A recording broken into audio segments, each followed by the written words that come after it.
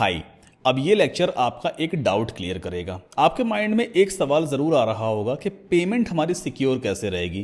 भाई क्लाइंट ने मुझे प्रोजेक्ट दे दिया, मैंने उस पर काम भी कर दिया, कल को क्लाइंट कहीं भाग तो नहीं जाएगा, या पेमेंट मुझे कब मिलेगी? क्या स्टार्टिंग में मिल जाएगी, एंड में मिलेगी, या कुछ पार्शियल पेमेंट मुझे मिलती रहेगी? ये सवाल आपके माइंड में होगा। चलो इसे भी क्लियर कर देता हूँ। अपवर्क पे बहुत अच्छा इकोसिस्टम बना हुआ है पेमेंट्स का। किसी की पेमेंट नहीं मारी जाती, not even a single dollar. Client भी सेफ रहेगा, आप भी सेफ रहते हो। कैसे, मैं आपको समझाता हूँ। जब कोई भी प्रोजेक्ट ऑफिशियली आपको अपवर्क पे मिलता है और आप मैसेज रूम में जा करके उस प्रोजेक्ट को एक्सेप्ट करते हो, जैसे ही आपने एक्सेप्ट बटन पे क्लिक किया ना, क्लाइंट को एक मैसेज जाएगा अपवर्क की तरफ से। अपवर्क क्लाइंट से कहेगा कि भाई इस प्रोजेक्ट का बजट आपने फ्रीलांसर के साथ $200 तय किया है, तो $200 मेरे पास जमा करवाओ। अपवर्क की एक गुल्लक है जिसे कहते हैं एस्क्रो। अपवर्क के पास एक सिस्टम है जिसे कहा जाता है एस्क्रो। उस एस्क्रो के अंदर क्लाइंट को वो $200 जमा करने पड़ेंगे। वो $200 अपवर्क के पास रहेगा तब तक जब तक आप प्रोजेक्ट को कंप्लीट नहीं कर दोगे। मतलब आप सेफ हो गए। जब आपने प्रोजेक्ट को एक्सेप्ट किया है तो अभी आपने काम करना शुरू नहीं किया, आपने ऑफिशियली प्रोजेक्ट को एक्सेप्ट किया है। अपवर्क के पास वो $200 क्लाइंट ने जमा करवा दिए हैं। अब $200 जो है वो क्लाइंट के पास से तो आ चुके हैं, वो आपको मालूम चल जाएगा भाई क्या एस्क्रो में क्लाइंट ने जमा कर दिए हैं, लेकिन अभी तक वो आपके पास नहीं आए। क्यों नहीं आए हैं? क्योंकि आपने काम अभी तक कंप्लीट किया नहीं है।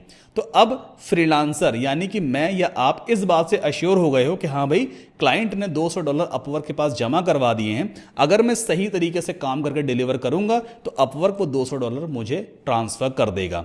क्लाइंट भी इस बात से अश्योर है भाई कि अभी जो $200 है ना वो अपवर्क के पास है, फ्रीलांसर के पास नहीं गया है। हो सकता है फ्रीलांसर उसके मन का काम ना करे तो वो $200 वापस क्लाइंट को भी किया जा सकता है। अपवर्क बीच में जिम्मेदारी लेता है पेमेंट की और काम की क्वालिटी की। जो बात मैसेज रूम में हुई है क्लाइंट से, जो बात तय हुई है, कैसा प्रोजेक्ट होना चाहिए, किस तरह की साइट आप बना के दोगे, क्या क्या चीज़ें आप क्लाइंट को करके दोगे, वो सारी चीज़ें मैसेज रूम में लिखित फॉर्मेट में आप डिस्कस करोगे क्लाइंट से, ताकि कल को इन केस मान लो क्लाइंट बाद में ऐसा कुछ कहता है यार कि ये बात हुई थी, आपने ये वाला काम तो करके नहीं दिया, मैं आपकी कुछ पेमेंट काटूंगा, तो आप अपवर्क से बात करके कह सको देखो मैसेज में ही प्रूफ पड़ा हुआ है, क्लाइंट ने मुझसे ये चीज़ें बोली थी, ये डिस्कशन हुआ था, मैंने वो सारा काम कर दिया है, तो आप प्रूफ भी कर पाओगे। इसलिए हमेशा मैसेज रूम में लिखित फॉर्मेट में सारी बातें करो ताकि आपका पेमेंट 100% सिक्योर रहे।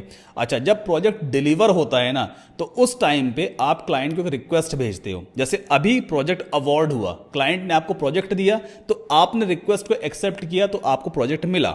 सिमिलरली प्रोजेक्ट को डिलीवर जब करना होता है ना तो आपको एक मैसेज क्लाइंट को भेजना होता है कि हाँ भाई आपका प्रोजेक्ट कंप्लीट हो गया है, अब आप एक्सेप्ट करो ताकि मैं आपको प्रोजेक्ट को डिलीवर कर दूं और आप पेमेंट मेरी ट्रांसफर करो। तो ये सिस्टम प्रॉपर तरीके से काम करता है।